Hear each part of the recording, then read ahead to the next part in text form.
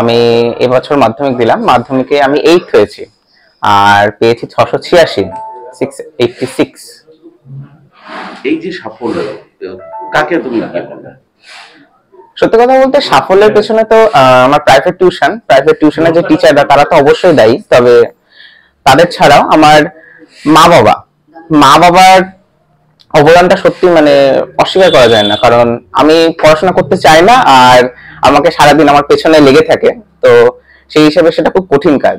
আর তার থেকেও যেটা আমার ভালো লাগে সেটা হচ্ছে আমার দাদু দিদান ঠাকমা দাদু, এরা আমাকে খুব ভালোবাসে এবং ভালোবাসতো। আমার ঠাকমা গত বছরই গত হয়েছেন। এরা চারজন আমাকে খুব ভালোবাসতো এবং আমি যাতে পড়াশোনা ভালো করতে পারি সেটাই তাদের আশা ছিল। তো সেখান থেকে দাঁড়িয়ে তারাও আমার অবদানের পেছনে একটা বড় অংশ।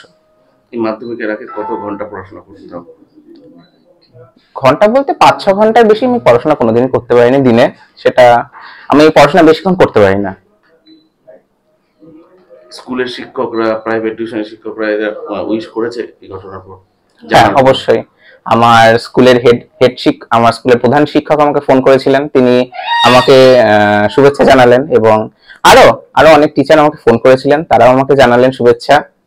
খুব ভালো লাগলো, টিচারদের কথা শুনে খুব ভালো লাগলো। পড়াশোনা বাদে আর কি কি করতে, মানে কি করতে ভালোবাসে?